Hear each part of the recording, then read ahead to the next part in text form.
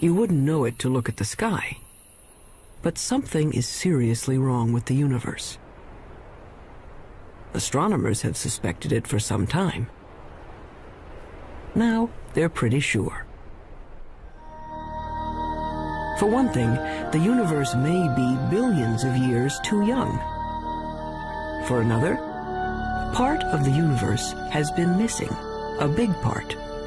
Fact is, there have been several discoveries recently that threaten to topple our understanding of the universe like a house of cards. Scientists generally agree that the universe is very, very old. But now there's a theory that it may actually be younger than it looks, if you look closely enough. What in the world is going on with the universe?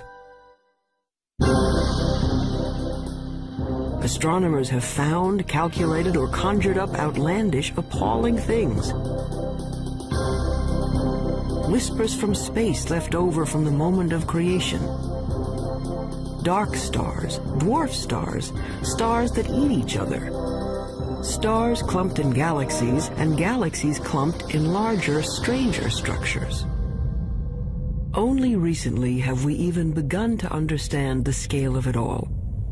We have discovered things so small. At a 10 millionth of a trillionth of a trillionth of a trillionth of a second is the earliest time we can really talk about. And expanses so vast. That's expanded by a fraction of a million times a trillion times a trillion. The researchers need a special notation. A billion times a trillion degrees. To write out the incredible distances and magnitudes involved in understanding the universe. Suppose we were to begin with Peoria. Peoria is the center of the universe. Well, not exactly, but the director of the planetarium has built a scale model of the solar system in and around his Illinois city. How's it going, Dave? Morning, Phil. Morning. A little bit to the left. I think you missed a spot. A sunspot, There. get it? You got it. The sun in this model is 36 feet high. Mercury is closest to the sun, of course, just around the corner at the school supply store. On that scale, the Earth is 6 blocks away at the Amoco station. Earth is open 24 hours a day. And Mars is 7 blocks beyond Earth at the TV station. Mars has life, or at least television reporters. Pluto is smaller than a golf ball. It's a full 40 miles out of town. And if you think rural Illinois is empty, try the universe. The 40 miles to Pluto, on Peoria's scale, represent 3.5 billion miles. On the same scale, the nearest star, Proxima Centauri, would be as far from Peoria as the moon. This isn't helping, is it? Okay, forget Peoria. Our sun is bright because it's close, just 93 million miles away. Stars are suns, but farther away. The nearest star is 25 trillion miles away, so far that light from Proxima Centauri, light, the fastest thing in the universe, takes 4 years and 4 months to get here. They say the star is 4 1/3 light years away. Our sun is just one of the billions of stars in the galaxy we call the Milky Way. How far across is the Milky Way? Real far, 100,000 light years. And the Milky Way is just one of some 50 billion galaxies. It's 1 million light years to the nearest galaxies and tens of hundreds of millions of light years just to cross our galactic neighborhood. It has been said that someone looking at the universe is like an ant contemplating a skyscraper times 1 billion. So what human beings have done is bring the lights in the sky down to Earth. They've personalized the stars and named them like they name dogs and horses. This grouping of stars in the southern sky is known as Orion. The shepherds in ancient Crete decided it looked like a hunter armed with a club and carrying a shield made of lion skin. Cretan shepherds had great imaginations. How do we know what we know today about the universe? Well, we've been trying to understand it for a long time. The awful majesty unveiled by night has, down the ages, stirred us to wonder and worship. Prehistoric astronomers used elaborate monuments to mark the sunrise and the sunset. By 300 BC, Aristotle taught there were transparent globes around the Earth, on which were mounted the sun, moon, planets, and farthest out, a sphere studded with little stars. As late as the 16th century, most still believed the Earth was the center of the universe. There were a few people, like Copernicus, who thought the Earth circled the sun, but not many. Then, in 1608, an Italian named Galileo heard that you could make a spyglass with two lenses in a tube. He built one and aimed it up. It was not until Galileo perfected the telescope around 1610 and pointed it at the Milky Way that he was able to say that the Milky Way was just millions of stars. And if you take a pair of binoculars on a clear night and look at the Milky Way, you'll just see that it's nothing but stars and clusters of stars. Galileo's telescope magnified things about as much as a pair of binoculars, but that was enough. He saw that Venus had phases like the moon, that the sun had spots on it, and that the moon had mountains, and that Jupiter had 4 moons. Aristotle's perfect crystalline spheres were shattered, and the universe stopped being simple. And there were other strange things out there. Remember Orion? Well, down in the middle of his sword was a star that wouldn't focus to a bright point, no matter how powerful the telescope. The object came to be called a nebula, and over time, astronomers found many such fuzzy blotches in the sky. Fast forward a couple of centuries.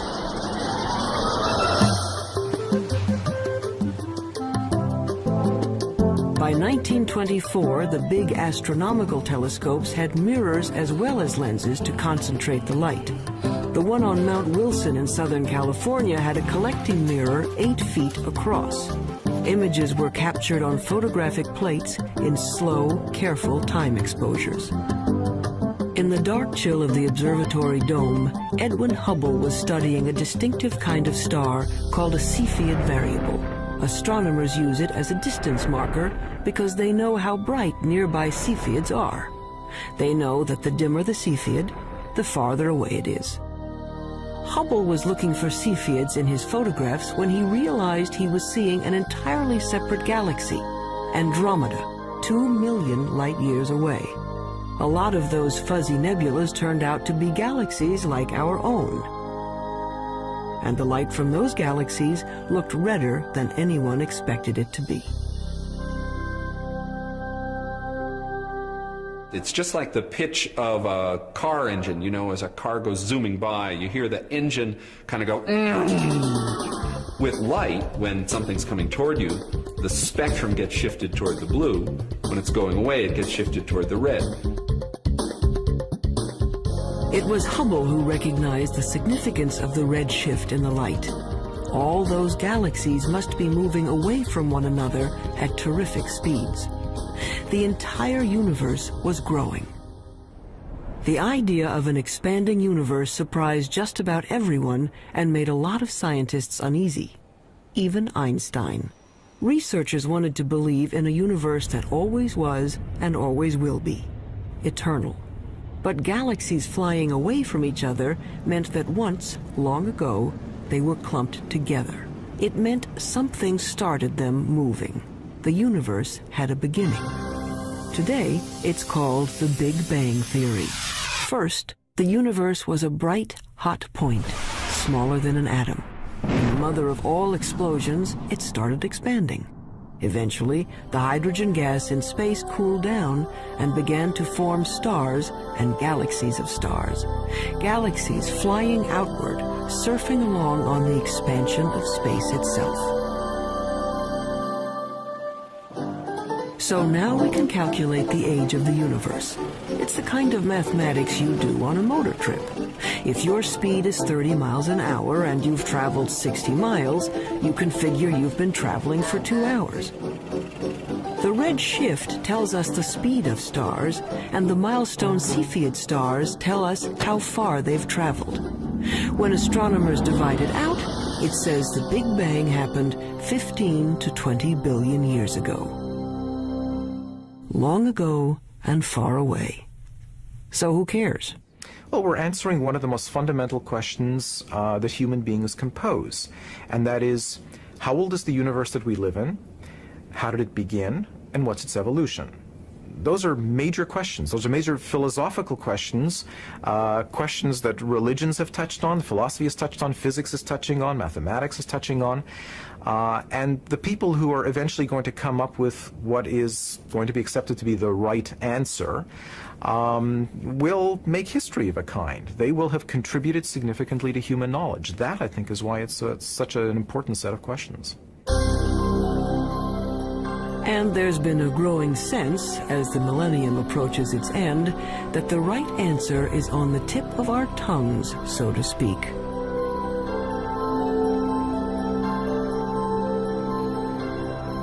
But not yet, not quite.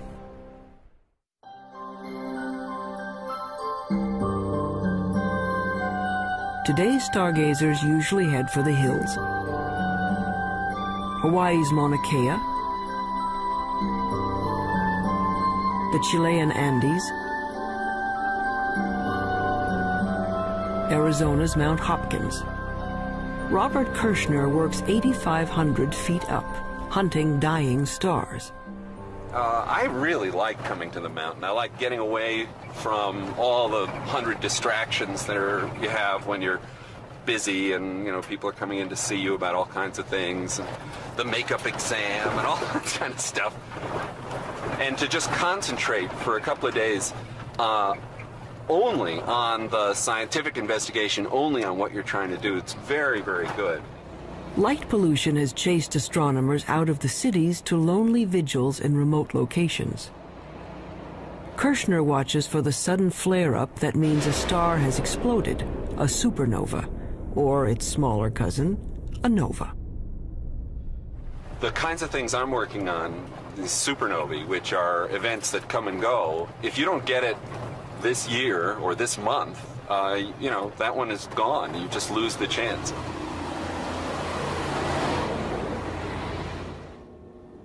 A supernova suddenly outshines its entire galaxy for a few weeks. If Kirshner and his colleagues can calibrate these cosmic flashbulbs, supernovas may prove even better mileposts than Cepheids. The game now for the supernovae, I think, is to find distant ones and to see if they really are the same as the nearby ones. Then we'll have a reliable tool to map out large-scale structure in the universe, and the supernovae, the Type 1 supernovae, look to me like a really good candidate for that. It's easy to find where supernovas have been. There are clouds of dust and gas in space marking places where stars have blown up.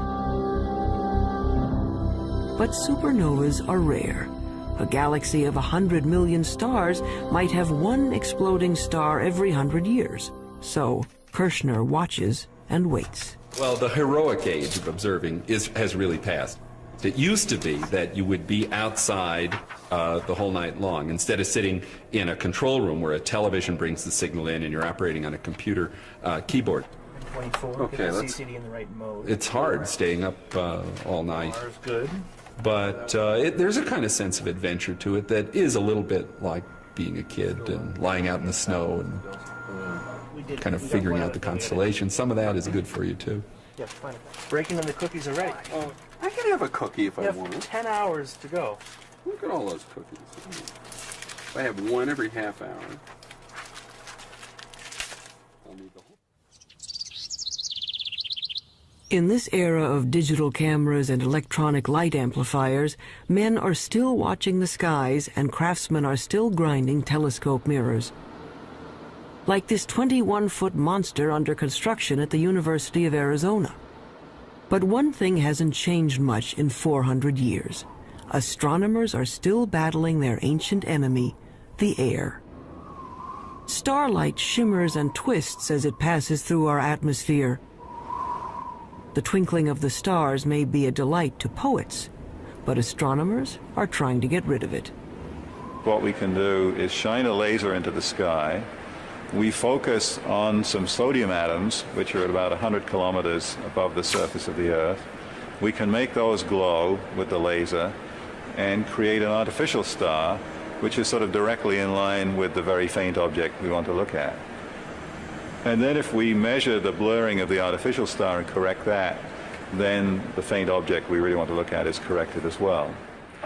And we have liftoff of the Space Shuttle Endeavour. But until that technique is perfected, astronomers have another way to take the twinkle out of the stars. All they have to do is put the telescope above that pesky atmosphere, in orbit.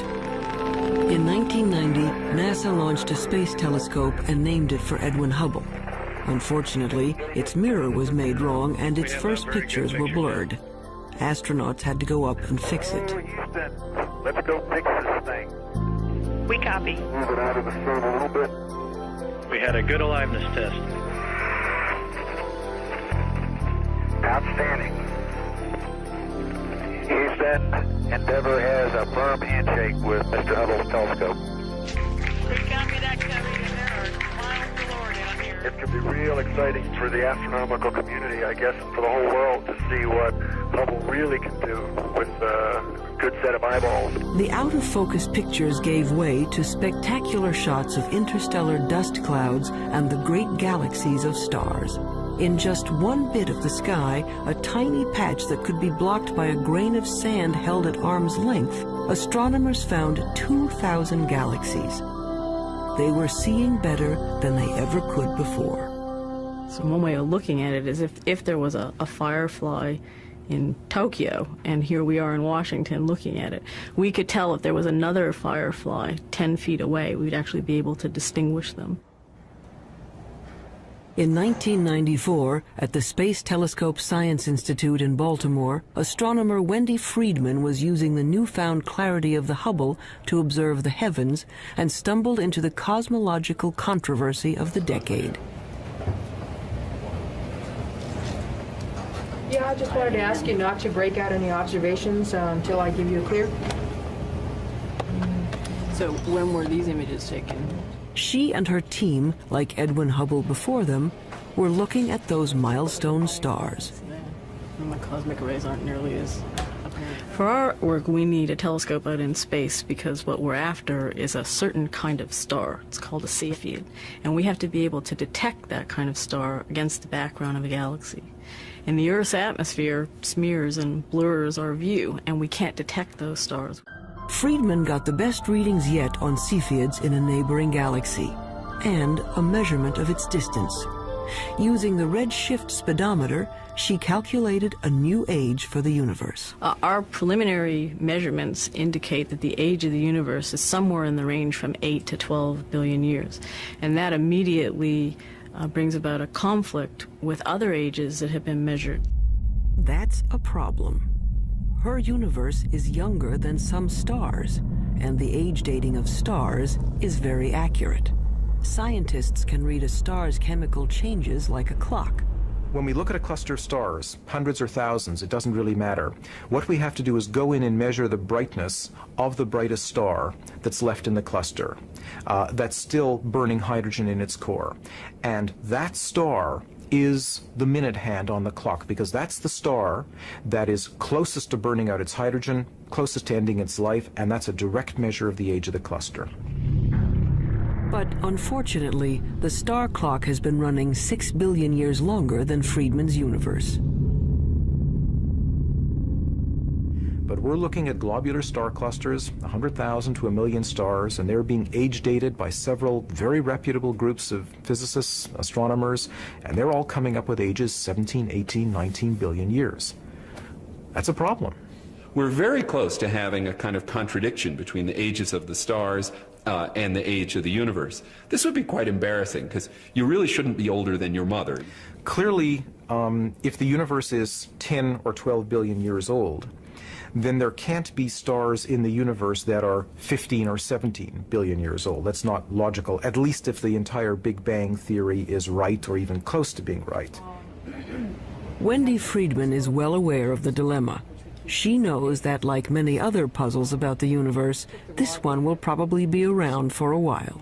I mean, anytime you get a new tool, you get data that are of better quality than were possible to obtain in the past. Yeah. You learn new things with it, and yes, sometimes leads to confusion because there aren't answers for all of the questions that are being raised. But it's a healthy aspect of science and how science proceeds.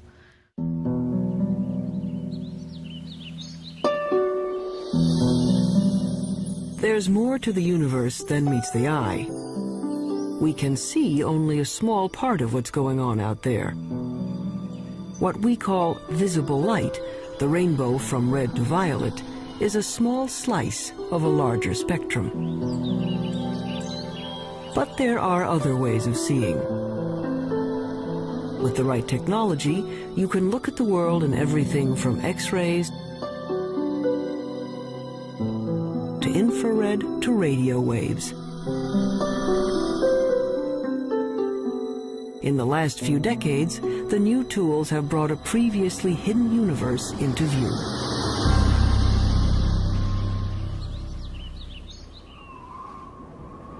Take the sun.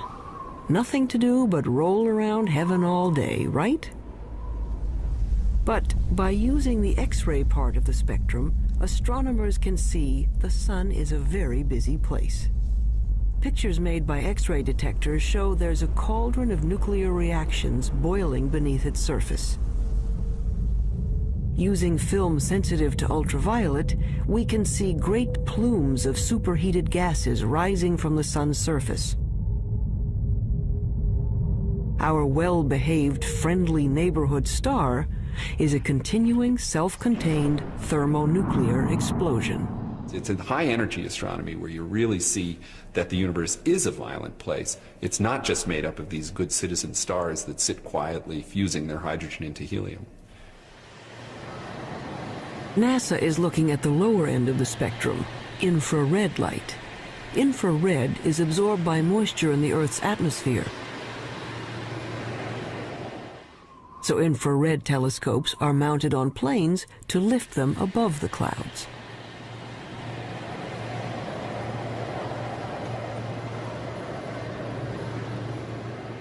Just like fog lights on your car will enable you to see deeper, in the infrared you can see deeper into the universe. We warm human bodies shine in the infrared. Anything at my temperature in the universe is emitting planets, comets, other bodies.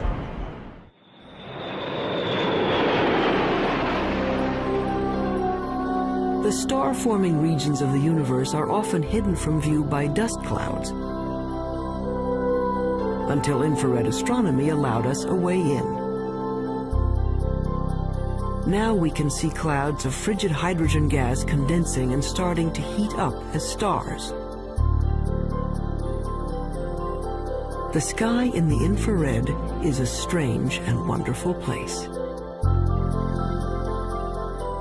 Once we learned where to look, we could peek into these stellar nurseries and snap some baby pictures. This is Hubble's view of the Eagle Nebula. The bright spots on the edge of these monstrous pillars of gas are brand new suns.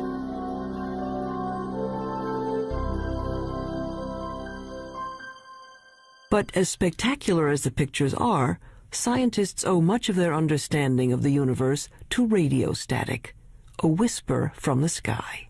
If you're listening to the universe with a radio telescope, it would mainly be a hissing sound. It sounds like steam escaping from a radiator.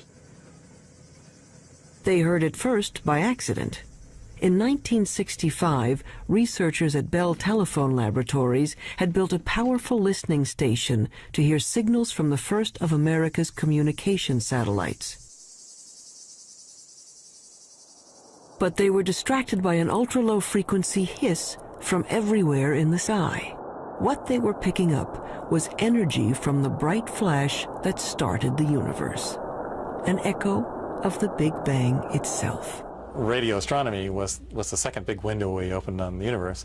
The first big window was Galileo going and putting a telescope to his eyes and seeing what he could see with his own eyes, and then with film eventually. The next big step was radio astronomy. It's a great step forward in terms of discovering new things and understanding new things. The discovery of the cosmic background radiation was a fatal blow to those who wanted to believe in an eternal universe. The Big Bang proponents had won. But the cosmic background radiation seemed to be smooth and even, coming from everywhere in the sky.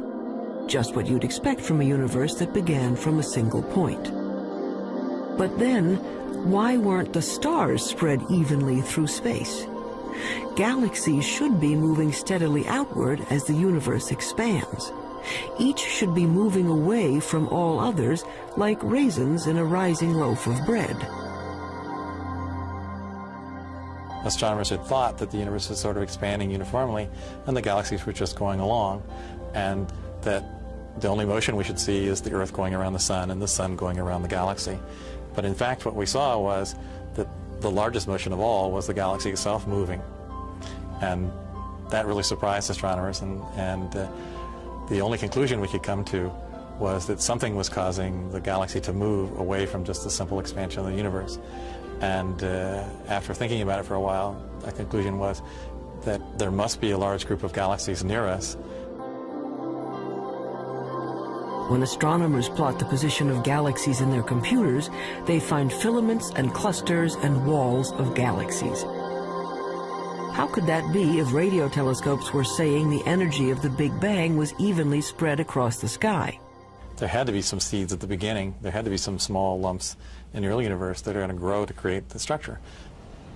So Smoot went looking for irregularities in the background radiation to show that the Big Bang explosion was uneven. In 1989, his instrument package went up on a satellite, the Cosmic Background Explorer. It found subtle variations in the energy left over from the moment of creation. Announced in 1992, it was one of the momentous discoveries of the century. The universe made sense again. Smoot later told the press these wrinkles in the cosmic background radiation were the largest structures ever seen and the oldest.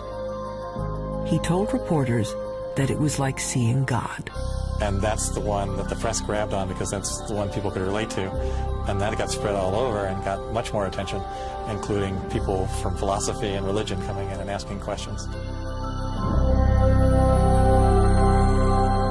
But if researchers could finally explain why there are stars and galaxies and collections of galaxies, that didn't solve their other major problem. It's a little like the old childhood rhyme.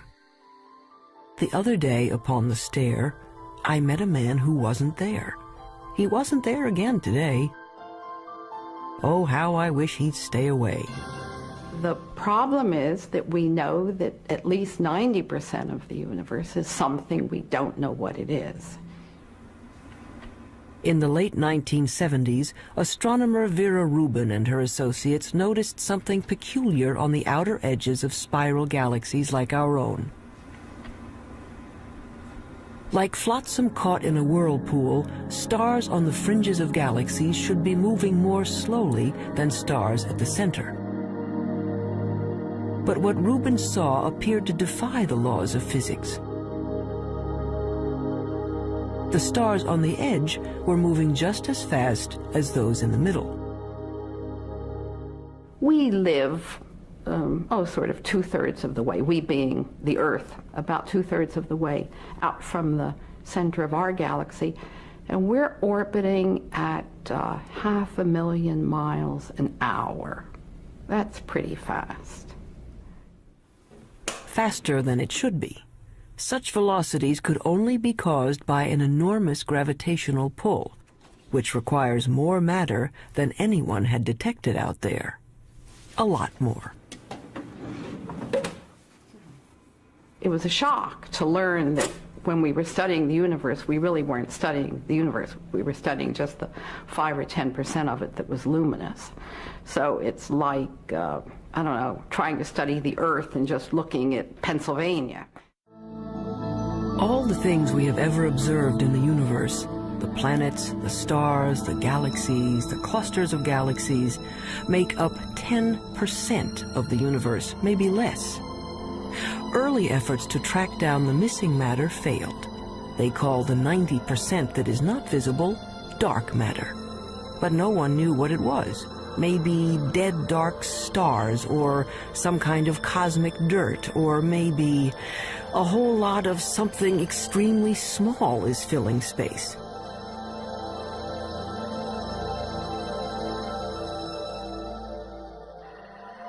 Subatomic particles called neutrinos might make up part of the missing mass, but not enough.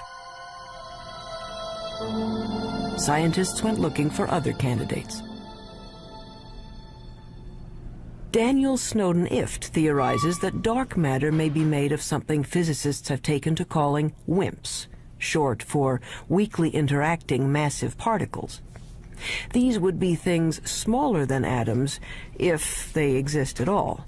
The only way to detect them would be to look for their footprints. It's kind of like a ghost particle. It passes through matter without ever interacting with it, or I should say hardly ever interacting with it. Every once in a while, a WIMP will come in and bump an atom out of wherever it's sitting, and that's the only indication that we would have that WIMPs exist. He's looking for elusive tracks that might have been left in billion-year-old mica rocks. Mineral mica has one of the most regular atomic structures of all, so if a WIMP had passed through it, it might have knocked some atoms out of alignment. What we're looking for is the WIMP to come in, bump one of the atoms in the mica, and that recoiling atom then produces a chemical change within the mica. In his search for the WIMPs, he splits up endless mica samples and bathes them in hydrochloric acid.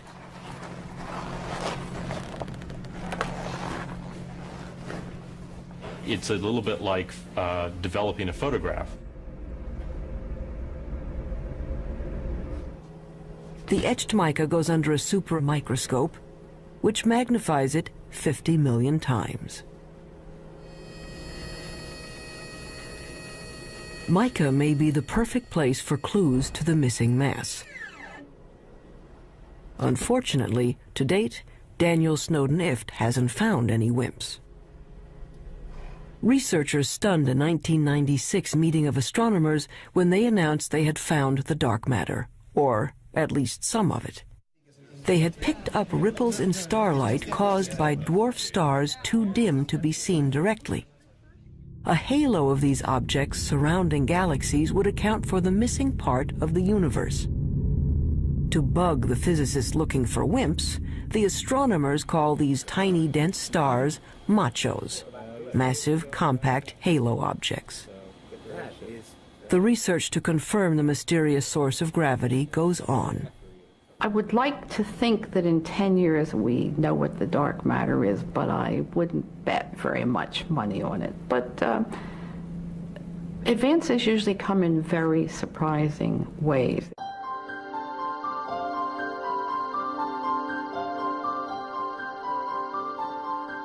Why do we care about something that we can barely measure and can't see at all?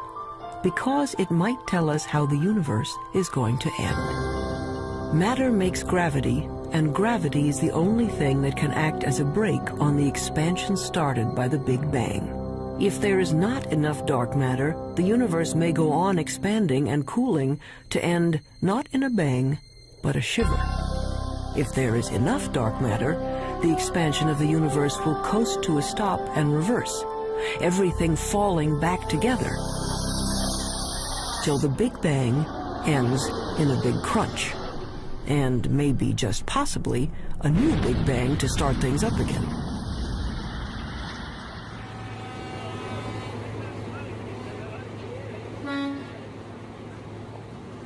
Albert Einstein, among other things, revolutionized the way we think about good old gravity. Astronomers generally only talk about one force, and that's gravity.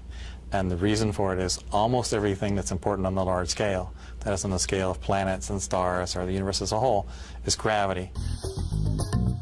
From Einstein, we know that the gravity that pulled Newton's apple down from the tree isn't a kind of magnetism.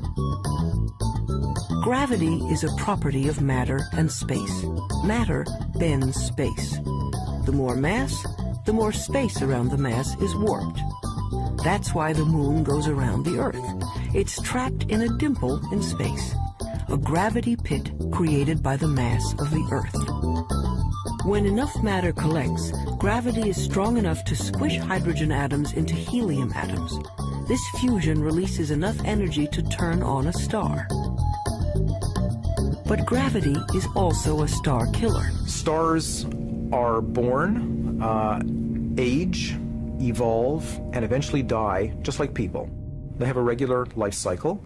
During the entire life of any star, there is this delicate balancing act, because gravity is always at work trying to crunch the star down into a small point, and the high internal pressures are trying to blow the star up and blow it apart. And for about 90% of the life of the star is in nearly perfect equilibrium. And it just sits there, burning away and producing radiation. But when the fuel is gone and the fires go out, gravity is free to collapse the star. A medium-sized star like our Sun will burn steadily for 10 billion years. Then, in a kind of cosmic spasm, it will puff up to engulf the inner planets before collapsing into one of those white dwarf stars. A star twice the mass of our Sun would collapse even farther, ending up as a super-dense star the size of New York City, a neutron star. A teaspoonful of stuff from a neutron star would weigh 100 million tons. But what happens to a bigger star when its fires die down? Say a star 50 times the size of the Sun. It may blow up as a supernova, leaving a neutron star, but then it keeps on shrinking to infinity. An infinitely small point with a gravity so powerful that not even light can escape. There's no there. It's a black hole. And the analogy that we have to space being stretched by the material is you have a rubber sheet and you put a ball on it and it causes a dent. Put a heavier ball, it'll cause a deeper dent. If you put a heavy enough ball, it'll just tear through the rubber sheet altogether. If you force too much matter into a limited amount of space, it'll just tear space like tearing the rubber sheet. You can be forgiven for thinking a black hole is some sort of weird science trick. An infinitely small, invisible star defies common sense. It's what happens when you use mathematics as your lens on the universe. But out here on the high desert of New Mexico, they've found that black holes do exist outside of equations. 27 giant radio dish antennas, each 80 feet wide, are positioned over 13 miles to form a single huge radio telescope. They call this very large array of antennas the VLA, which stands for the Very Large Array of Antennas. James Moran is one of the world's foremost radio astronomers. The VLA has had a tremendous impact over the last 15 years. It's very important because it has tremendous versatility. This technique of radio interferometers was developed after World War II, but this is the first really big array. Dust obscures light rays, but this instrument can penetrate that dust because radio waves go right through the dust, and we can see down to the core of things that can't be seen in optical astronomy, for example. It turns out that a black hole can create radio signals as it sucks in matter. The signals can show up as a beam of microwaves, a microwave laser, or maser. Why you would find a maser in a black hole is a complete mystery. I don't think anybody would ever have predicted this. What we have found is that there's actually a very light molecular cloud in a disc shape. My friends refer to it as the maser frisbee. We didn't go looking there hoping to find something coming out of a very compact region around the black hole. It just plopped onto our computer printouts. A black hole can attract dust and gas in its neighborhood into a whirling disk of molecules. Those molecules release great bursts of radio energy as they are drawn in. There seem to be black holes made not from single stars, but from whole clusters of stars. They have a mass 100 million times that of our sun. But these monsters are still infinitely small points, capable of gobbling up other stars. But where does the stuff that falls into a black hole go? Does it just fall out of the universe? Possibly. Or it may pop up somewhere else in space. If you'll excuse an indelicate metaphor, there may be white holes regurgitating matter eaten by black holes in another part of the universe, a wormhole in the fabric of space and time, allowing you to go from one location to another without crossing the space in between. Or it might go to another universe entirely. Astronomy's reigning theoretical genius, Stephen Hawking, proposed that the black holes in our universe might well give birth to other universes. In fact, there might be any number of universes, like bubbles in the bath. We don't know, and probably can't know. If you fell into a black hole, you'd be stretched until you were thinner than a strand of spaghetti, which wouldn't bother you because time would stop. The rules of the universe as we know them don't seem to apply to black holes. That's what happens when you start messing around with infinities. It leaves us with a universe with holes in it. A universe with a lot of room for imagination.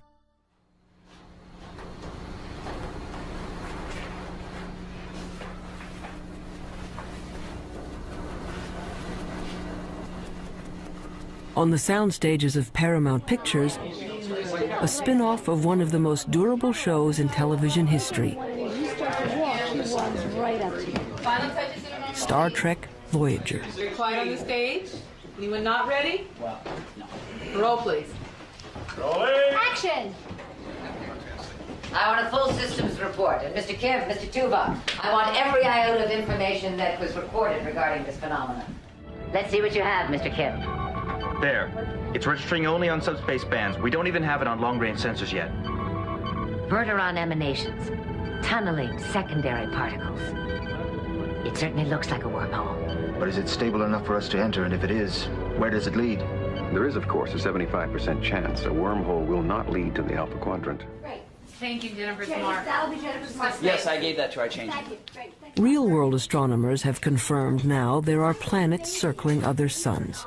The problem is, we can't get to these other worlds in any reasonable amount of time. 20th century physics says nothing can go faster than the speed of light. You want black wrap that? Sure, go ahead. But that would be much too slow for a 24th century operation like Star Trek. The dramatic need of a television series called Star Trek is that we need to travel to a different planet every week.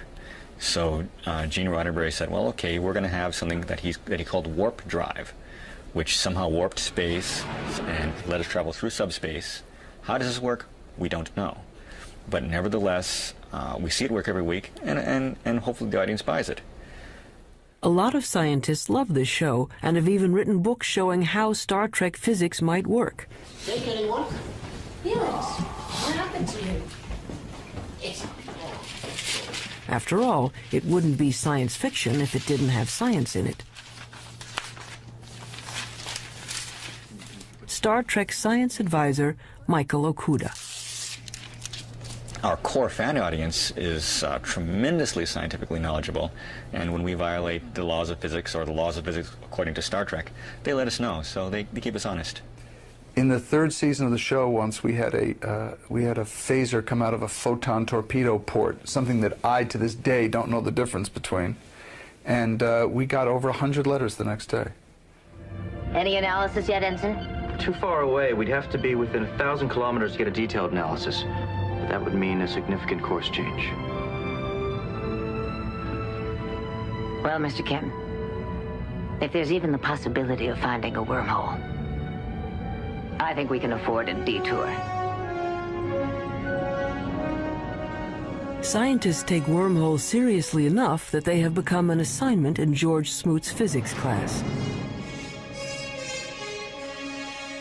Given a wormhole a couple of miles across, students are asked to calculate what could pass through without being destroyed by gravitational tides. The smallest piece of electronic that wouldn't be torn apart in terms of going through this. And the answer was, it's something that's smaller than a chip, but it's roughly the size of a chip. And so, you know, in science fiction shows, they just show small wormholes that you go into, but in reality, the wormhole would have to be quite huge. But theoretically, at least, you could go someplace else in space or time. As far as physics goes, a wormhole is a loophole in the laws of the universe.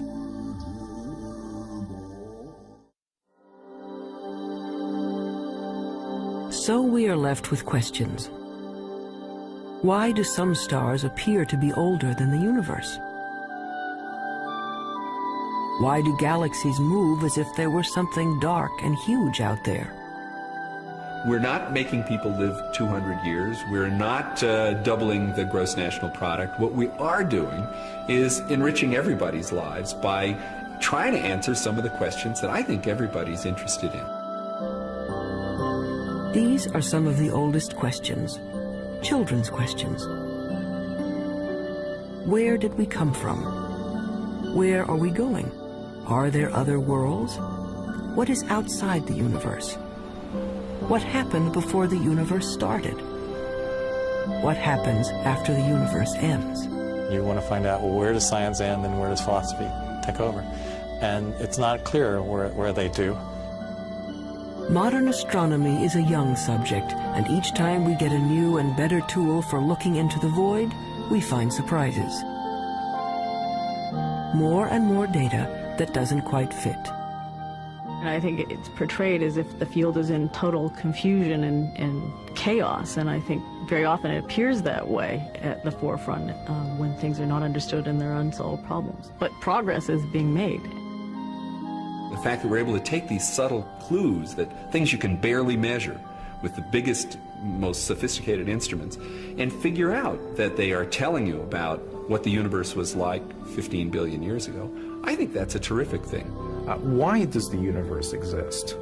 Given the fact that it does exist, the fact that it is as exquisitely beautiful, as exquisitely tuned as it is, that it works as astonishingly well as it does, and that we, very tiny creatures on a rather remote planet, not in any special place in the universe, have been able to evolve in this universe and sense the universe, the entire universe around us, that we can sense that there are things out to 15 billion light years away from us.